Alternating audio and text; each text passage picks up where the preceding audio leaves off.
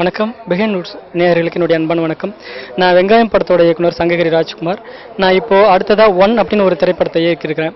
வெங்காயம் படத்தில் எப்படி தமிழக மக்களுக்கு ஒரு செய்தியை சொல்லணும், அதே மாதிரி உலக மக்களுக்கு ஒரு செய்தியை சொல்லணும், இது எப்படி மக்கள்கிட்ட கொண்டு போய் சேர்த்துறது அப்படிங்கிறதுக்காக இதை கொஞ்சம் வித்தியாசமாக எடுக்கணும், வித்தியாசமான முயற்சியாக இருந்தால் மக்கள் கவனிப்பாங்க அப்படிங்கிற நம்பிக்கையில் இந்த படத்தை தனியாளாக எடுத்திருக்கேன். தனியாளானா எல்லா டிபார்ட்மெண்ட் வேலைகளையும் ஒரே ஆள் செஞ்சு ஒரு படத்தை வெளியிட முடியும் அப்படிங்கிற விஷயத்தை நான் நிரூபிக்கிற மாதிரியான ரொம்ப உழைச்சி எடுத்திருக்கேன். இந்த படம் கிட்டத்தட்ட 80% நிறைவடைஞ்சிருச்சு. இதோட அடுத்த கட்டமாக இதோடைய ட்ரெய்லர் வெளியிட வந்து ஹாலிவுட்டில் ட்ரெய்லர் வெளியிட்டு தரத்துக்காக ஒரு ஹாலிவுட் தயாரிப்பாளர் முன் வந்திருக்காரு. இந்த ஒரு மகிழ்ச்சியான செய்தியை உங்களோட பகிர்ந்துக்கிறத நான் ரொம்ப மகிழ்ச்சி அடைகிறேன்.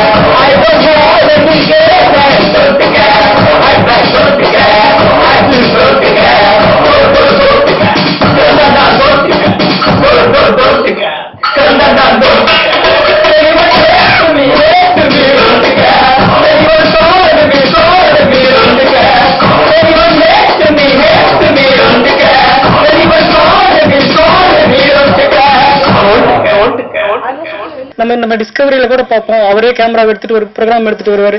ஒன்லி ஒரு கேமரா மட்டும் தான் அவரே பண்ணிக்கிறாரு. எடிட்டிங், கிராபிக்ஸ் அதெல்லாம் வேற யாராரோ பண்றாங்க. அவரோட எண்ட் டைட்டில் பார்த்தாலே ஒரு 1000 பேர் அந்த மாதிரி போகும். அதே நம்ம ஆச்சரியமா பாக்குறோம். நம்ம கண்டிப்பா இதை உலக மக்கள் கவனிப்பாங்க அப்படிங்கிற ஒரு நம்பிக்கை இருக்கு. இன்னமும் எனக்கு வந்து இப்பவும் திரும்பவும் ஒரு இன்னொரு வாட்டி எனக்கு நீங்க கை தட்டும் போது இன்னொரு வாட்டி எனக்கு உயிர் வந்த மாதிரி இருக்கு. நான் நல்ல விஷயம் தான் பண்ணிருக்கேன். எனக்கு வந்து நான் ஆர்வக்கலராவோ இல்லை ஏதாவது நான் வந்து அலப்பற பண்றதுக்கோ அந்த மாதிரி இல்லை. நான் ஒரு நல்ல விஷயத்த சொல்லணும் அப்படிங்கிறதுக்காக உழைச்சிருக்கேன். இது என்ன ஆச்சுன்னா, நான் இன்னொரு முக்கியமான விஷயமும் சொல்றேன். எனக்கு வந்து இதுல ஒரு பெரிய பிரச்சனையை சந்திச்சேன். ஒரு குறிப்பிட்ட ஸ்டேஜில் வந்து என்னால வந்து ஒர்க் பண்ணவே முடியல. கம்ப்யூட்டர்ல போய் உக்காந்தாலே ஒரு 5வது நிமிஷத்துலயே தலைவலிக்க ஆரம்பிச்சிருச்சு. நம்ம எங்க எதை சேவ் பண்ணி வச்சிருக்கோம் எல்லாமே நான் வந்து ஒரு ஸ்டேஜ்ல வந்து குழப்பிடும் அப்படின்னு ரொம்ப எல்லாத்தையும் நோட் பண்ணி வச்சுக்கிட்டே தான் பண்ணினேன். ஆனா கூட ஒரு ஷார்ட், ஒரு டைரக்டரா இருந்து ஒரு ஷார்ட் மட்டும் எடுக்கணும்னாலே அதுக்கு கண்டிப்பா ஒரு நாள் எவ்வளவு யோசிக்கிறோம். இது வந்து எடுத்து இதை ஷூட் பண்ணி இதுக்கு கேமரா வச்சு இதுக்கு ட்ராலி இங்க வைக்கணும்னா எப்படி, இதுக்கு வந்து நம்ம ஒவ்வொரு விஷயமும் யோசிச்சு கடைசி அதுக்கு கன்ஃபியூஸ் ஆயிடு. நிறைய ஒரு இடத்துல எனக்கு வந்து இப்ப சமீபத்துல கொஞ்சம் ஹேங்கே ஆயிடுச்சு எனக்கு மைண்டே.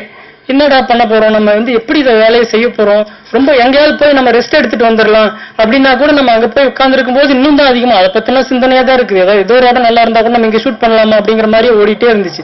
என்னடா நமக்கு மைண்டே ஹேங் ஆகி ஏதோ குழம்பிடுமா, மூளை குழம்பிடுமா அப்படின்னு கூட எனக்கு ஒரு ஸ்டேஜ்ல பயமாயிடுச்சு. அப்புறம் தான் நான் என்ன பண்ணுவோம், எப்படியாவது இந்த மைண்டை டைவெர்ட் பண்ணணும். நம்ம இதை வந்து நம்ம இப்படியே இதுலயே நான் வெங்காயம் படம் வந்துட்டு கிட்டத்தட்ட ஒரு 100-200 பேர் என் கூட இருந்தாங்க. எல்லாரோடையும் சேர்ந்து வேலை செஞ்சேன். ரொம்ப அது வேற மாதிரி இருந்துச்சு. நான் தனியா சாப்பிட்டுட்டு தனியா வேலை செஞ்சுட்டு தனியா எடிட் பண்ணிக்கிட்டு தனியா இருந்து ஒரு மாதிரி எனக்கே புரிஞ்சுது. நம்ம வந்து ரொம்ப டைட் ஆயிடுச்சு, மைண்டு வேலையை செய்ய மாட்டேங்குது அப்படிங்கிற மாதிரியான சூழ்நிலையில தான் நான் என்ன நினைச்சேன்னா, சரி நம்ம ரிலாக்ஸேஷனுக்காக எப்படி நம்மளால மாசத்துல 30 நாள் என்னால வேலை செய்ய முடியல. இப்பெல்லாம் ஒரு 10 நாள் பேசாம எங்கேயாவது போய் இருந்துடலாமா, தனியா இருந்துடலாமா அப்படிங்கிற அளவுக்கு ஆயிடுச்சு. அப்பதான் நான் என்ன யோசிச்சேன்னா, பேசாம எனக்கு இதுக்கு முன்னாடியே நான் என்னோட ஸ்கிரிப்டில் நான் அடுத்தது நான் ஒரு ப்ரொடியூசர் வச்சு பண்ணணும்னு சொல்லிட்டு ஒரு கதை ரெடி பண்ணி வச்சிருந்தேன். ஒரு காட்டுக்குள்ள நடக்கிற ஒரு அழகான வெங்காயம் படம் மாதிரி ஒரு உணர்வுபூர்வமான ஒரு கதை. அது என்னன்னா ரொம்ப சின்ன பட்ஜெட்ல பண்ண முடியும், காட்டுக்குள்ள எடுக்க முடியும், ரொம்ப ஈஸியா என்னோட ஸ்டைலே ரொம்ப சிம்பிளா வெங்காயம் படம் மாதிரியே பண்ண முடியும் அப்படிங்கிற ஒரு படம். அதனால என்ன பண்ணிருக்கிறேன்னா, நான் இப்போ இந்த படத்தை கிட்டத்தட்ட 80% முடிச்சுட்டேன். இன்னும் கொஞ்சம் சின்ன சின்ன ஒர்க்கு. இதுக்கு நீங்க பார்த்த வீடியோ வந்துட்டு அவ்வளோ எனக்கே சரியா திருப்தி இல்லை. அதாவது என்ன நம்ம மிக்சிங் வந்து கலர் கரெக்ஷன் மாதிரியான விஷயங்கள்லாம் வந்து நம்ம ஃபைனலா தான் பண்ண முடியும். ஃபுட்டேஜ் என்ன, ஃபைன் ட்ரிம் என்னன்னு பார்த்துக்கிட்டு தான் பண்ணணும். ஏன்னா நடுவில் பண்ணணும்னா ஜம்ப் ஆகிடும். அதனால இப்போ எதுவும் பண்ணாம சும்மா நார்மலா எடுத்துட்டு வந்தேன் நான். அதனால இப்போ இந்த நடுவில் நான் வந்துட்டு ஒரு மாசத்துல ஒரு குறிப்பிட்ட நாள், ஒரு 10 நாள் ஏதாவது ஒரு ஒதுக்கி நான் அந்த படத்துல கவனம் செலுத்தலாம் அப்படின்னு இருக்கேன். ஏன்னா 20 நாள் இந்த படமும் 10 நாள் அந்த படமும் பண்ணலாம் அப்படின்னு இருக்கேன். நிறைய கேட்டாங்க, உங்க மைண்ட் டைவர்ட் ஆகிடாதா அப்படின்னு. டைவர்ட் ஆகிறதுக்காக தான் அந்த படமே நான் இப்ப பண்றேன். ரொம்ப கன்ஃபியூஸ் ஆயிடும். இல்லைன்னா நம்ம என்ன ஒரு 10 நாளைக்கு எல்லாரும் கூட இருப்போம், எல்லாம் நம்ம கொஞ்சம் மைண்ட் ஃப்ரெஷ் ஆயிடும், திரும்ப நம்ம இதை பண்ணுவோம். சீக்கிரம் முடிச்சிருவேன். நான் திரும்பவும் சொன்ன மாதிரி இந்த ட்ரெய்லர் தான் நான் போட்டு காட்டினேன். ஏன்னா அந்த தயாரிப்பாளர் பேரை கூட சொல்ல முடியும் ஹாலிவுட்ல, நான் அவரோட அனுமதி இல்லாம சொன்னா ஏதாவது தப்பாயிடும் அப்படிங்கிறதுக்காக நான் இப்ப சொல்லல. அடுத்த மாசத்துல எனக்கு அங்க வந்து ஒரு நிகழ்ச்சி வச்சு கொடுக்குறேன் அப்படின்னு சொல்லியிருக்காரு. எனக்கு ஒரு நல்ல விஷயமா நடந்திருக்கு. திரும்ப அந்த இப்ப அடுத்தது பண்ண போற படத்துக்கு நெடும்பாறை காடு அப்படின்னு பேர் வச்சிருக்கேன். அது காட்டுக்குள்ள எடுக்கிற படம் அப்படிங்கிறதுனால அந்த படத்தோட பேரு நெடும்பாறை காடு அப்படின்னு வச்சிருக்கேன். என்னன்னா அது ஒரு அழகான ஒரு காட்டுக்குள்ள நடக்கிற ஒரு வாழ்வியலை நான் பதிவு பண்ணியிருக்கேன். திரும்ப இந்த படத்தை முடிச்சுட்டு அடுத்தது செய்தி அங்க ஹாலிவுட்ல இருந்து வந்தா அந்த அமெரிக்கால இருந்து வருமா, நான் வந்து இதை வந்து சொல்றதுக்கு நான் சந்தோஷமா தான் இருக்கு. நான் உண்மையிலேயே வந்து இரவு பகல் பகலாம ஒரு 9.5 வருஷம் உழைச்சதுக்கு எனக்கு ஒரு சின்ன முதலடி எடுத்து வச்சிருக்கேன். அதுக்கு திரும்பவும் நான் வந்து உங்ககிட்ட இது என்னைக்காவது ஒரு வாட்டி நல்ல ஒரு பேரை பரவாயில்ல, தமிழ்நாட்டில இருந்து ஒருத்தன் வந்து ஒரு கவனிக்கிற அளவுக்கு ஒரு படம் பண்ணியிருக்கான் அப்படின்னு ஒரு பேர் வந்துச்சுன்னா கண்டிப்பா அதை நான் திரும்பவும் உங்களுக்கு தான் சமர்ப்பிப்பேன். ஏன்னா ஒவ்வொரு சமயத்திலும் நீங்க தான் எனக்கு மக்கள்கிட்ட கொண்டு போய் சேர்த்திருக்கீங்க. எனக்கு பெருசா பேக்ரவுண்ட் எதுவும் இல்லை. நீங்க ஏதாவது ஒரு விஷயத்த நீங்க நோட் பண்ணும்போது கூட நீங்க எழுதும் போதோ போடும் பொழுதோ போடுங்க. நான் வந்து பெரிய பணக்கார வீட்டு பையன் இல்லை, விவசாய குடும்பம் தான். எனக்கு சினிமாவில் எதுவும் பேக்ரவுண்ட் இல்லை, பெருசா எதுவும் எக்ஸ்பீரியன்ஸ் இல்லை. இது எதுக்கு நான் சும்மா சிம்பத்தி கிரியேட் பண்றதுக்காக சொல்லல.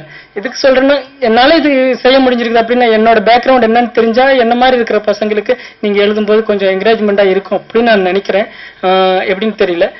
திரும்ப நான் அடுத்தது வந்து நெடும்பாறைக்காடு படத்தோட ஆடியோ லான்ச்ல சந்திக்கிறேன். இந்த சும்மா உங்ககிட்ட ஏதாவது நம்ம ஒரு கிளிப்பிங்ஸ் மாதிரி கொடுக்கணும் அப்படிங்கிறதுக்காக இந்த டோன்ட் கேர்னு ஒரு சாங் வந்துச்சு, அதை மட்டும் எப்படி பண்ணினேன் அப்படிங்கறத சும்மா கிளிப்பிங்ஸ் எல்லாம் போட்டு எடுத்துட்டு வந்திருக்கேன். ஒரே ஒரு நிமிஷம் தான் ஓடும். அது நான் ஏதாவது ஒரு சோர்ஸ் கொடுக்கணும் அப்படிங்கிறதுக்காக அதையும் பார்த்துருங்க. அதை பார்த்துட்டு அவ்வளவுதான் நிறைவடையுது. என்னுடைய உழைப்பை நான் மக்களுக்கு சொல்லணும் அப்படிங்கிற நினைக்கிற விஷயத்த நான் உண்மையாதான் சொல்றேன். எந்த பொய் சொல்லாம உண்மையா நான் மனப்பூர்வமா மக்களுக்கு சொல்லணும். நான் சினிமாவை வந்துட்டு பிசினஸா பாக்குறோம்னா இல்ல வந்துட்டு டைம் பாஸ் சினிமா பண்றோம்னா அப்படிங்கிறது உங்களுக்கு தெரியும். வெங்காயம் படத்துலயும் நான் அதை நான் எங்க சொத்தெல்லாம் போட்டு பண்ணணுங்களுக்கே தெரியும். நான் இதுலயும் உலக மக்களுக்கு ஒரு நல்ல விஷயத்த சொல்லி கண்டிப்பா தமிழன் அப்படிங்கிறதுக்கு ஒரு நல்ல மரியாதையை ஏற்படுத்தி தருவேன் அப்படின்னு நம்புறேன்.